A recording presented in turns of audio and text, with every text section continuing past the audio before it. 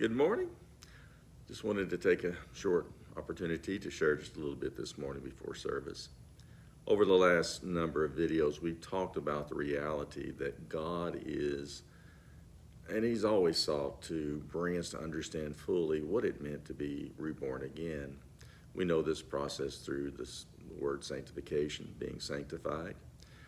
Sanctification is just the process of allowing the Holy Spirit to reveal to us the reality of all that it means to be born again spiritually, to see through God's eyes, to understand Him as truth, to understand Him as love, to understand sin from His perspective.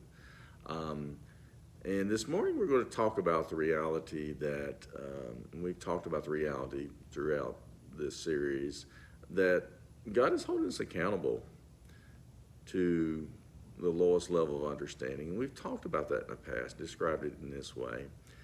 God has said we should do this, we should do that, or we shouldn't do that. And that is really the lowest level of understanding that God can accept.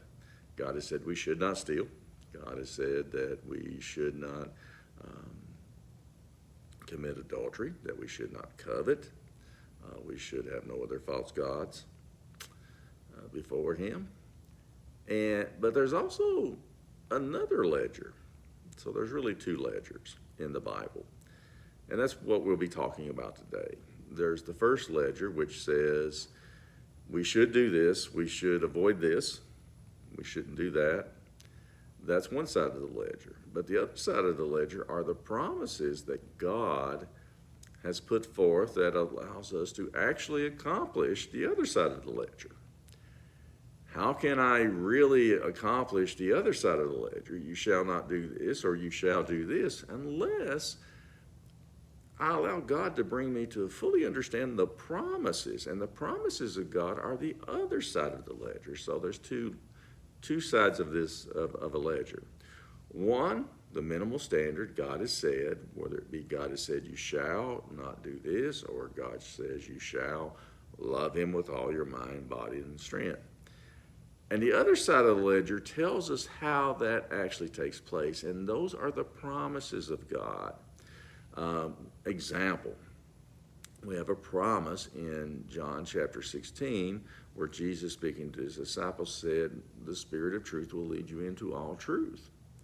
And so that side, that promise, explains the other side of the ledger and enables us to experience the other side of the ledger of walking away from sin, acknowledging sin, understanding sin, being able to see sin from His perspective. We also have a promise in Corinthians where the Bible tells us there's nothing that man faces that is not common to man, and that God has not made a way for us to escape. It's in 1 Corinthians. Now, that's one side of the ledger. The other side of the ledger, the promises that He can explain sin, that He can expose all sin, whether it be intentional or unintentional, and that goes back to the Old Testament. These are the ways the ledger works. The one side tells us the minimal standard of what we should and should not do. The other side, we say those as commandments. The other side is the promises, and those promises tell us how we experience the fulfillment of the commandments. It's not that we do it in and of ourselves, void of God's presence or His knowledge or His love. It explains God's nature as truth. It explains God's nature as love.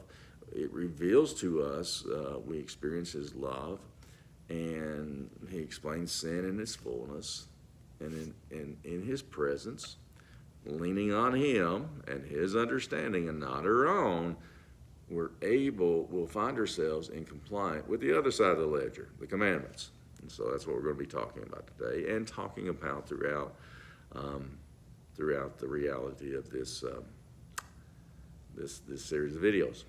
Each Sunday, when you go to church, what's being described is how do we actually live into the depth of what it means to be born again. And that's what church service is about. Every Sunday, we should be being brought to a little deeper understanding of how God has provided that we can actually be born again. And so every service should further that in your own understanding. And that's what we'll be looking at and talking about throughout the days ahead. This is the ministry God has given me. I don't expect everyone to show up to Whitesburg Methodist Church, because I know not everyone can. Not everyone lives in the area. But we'll continue to put out videos, and there are some resources out there that are on Facebook. They're also available through Barnes & Noble. No one has to go to Barnes & Noble and buy anything, and I apologize for Barnes & Noble. They forced all their authors to raise their rates, and the books have gotten a little expensive. But you can go to Facebook and find the same book there. And the books God has given me are just to give my testimony of how he's brought me to understand what it means to be born again. The first book was Written on Stone, Our Struggle, and it looks at God as truth. The second one was Mosaic, a picture of his perfect love, and his love is perfect. And it was to explain the reality that God's spiritual nature gave rise to the concept of love.